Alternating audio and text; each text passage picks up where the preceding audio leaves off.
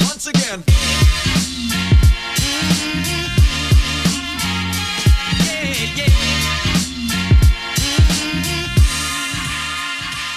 Hey, it's your host Apocalypso, and this is Raidology. Today we'll be looking at Stardust. Why is Stardust so important?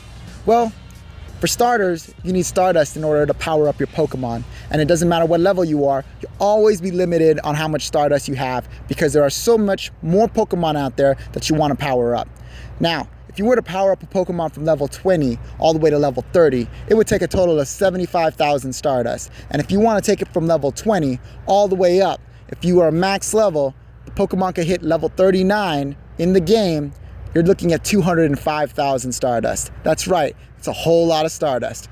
So, what are the different types of methods you could use in order to accumulate Stardust? You could catch Pokemon, and that will yield you about 100 Stardust per Pokemon. If it's on its next evolution, then it's 300 Stardust for that Pokemon. And if it's at its final evolution, then you're gonna get a total of 500 Stardust for that type of Pokemon. Now, you won't always find those type of Pokemon out there in the wild, so let's just stick to the number of 100 Stardust per Pokemon. In a heavily lured area with many Pokestops all lured up, and if you're kind of walking as you're doing it and catching all these Pokemon, you can get about a Pokemon per minute. That's about 100 Stardust per Pokemon for every minute for a whole hour is 6,000 Stardust. Seems like a good way. It is probably one of the best ways, but there are other methods to also accumulate Stardust. In the game of Pokemon Go, they released a catch bonus for streaks. So, if you were able to catch a Pokemon every single day, then you would start your streak bonus. Every single day that you do that in the beginning of the day when you first wake up and you catch that Pokemon, you get 600 Stardust.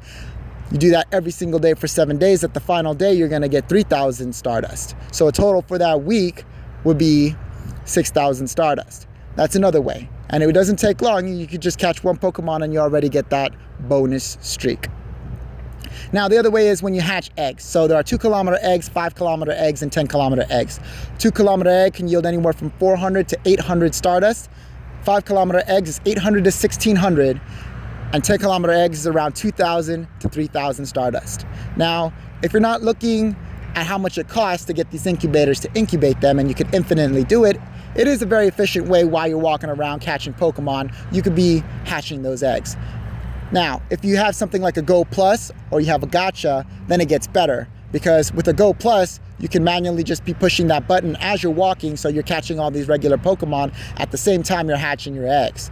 Now, if you have a Gacha, it'll automatically spin the stops and it'll catch the Pokemon automatically as well. So then you can just concentrate on walking and then you'll be able to hatch all those eggs. But there are other ways in order to accumulate Stardust that some people may not know. So if you go to a gym and you feed a berry, it doesn't matter what type of berry, it could even be a golden raspberry or a pineapple berry. Each time you feed a Pokemon in a gym that's your team's, you're gonna get 20 Stardust. Now you can feed that Pokemon up to 10 times, and it doesn't matter whether its motivation bar is all the way full, you can still feed it up to 10 times. So at 20 Stardust every single time you feed it, and then it's 10 times that you can feed it, it's 200 Stardust. Now, since there are 6 Pokemon in the gym total that it can have, you're looking at 200 times 6, 1,200 Stardust. That's quite a bit. You can keep going to gyms if you have a lot of berries. You're gonna be able to accumulate quite a bit of Stardust through this method, especially since now in Pokemon Go, it's released the ability to feed any Pokemon that's in the gym that your Pokemon's in at home. That seems like a way to really accumulate Stardust, especially if you went out and put your Pokemon all in the gyms throughout your community. Then you have a lot of gyms that you can go to at home through the Pokemon that are in those gyms. That'll allow you to go ahead and accumulate Stardust as well, but you're limited to how many berries you have. But you can get berries in many different ways, spinning Pokestops, defeating raid bosses. So it is a very good way to accumulate more Stardust. All right, that about wraps it up. That's all the different types of methods in accumulating Stardust. In our later episodes, we'll be talking about the different types of Pokemon you should consider when it comes to powering them up. Stay tuned. This is Raidology.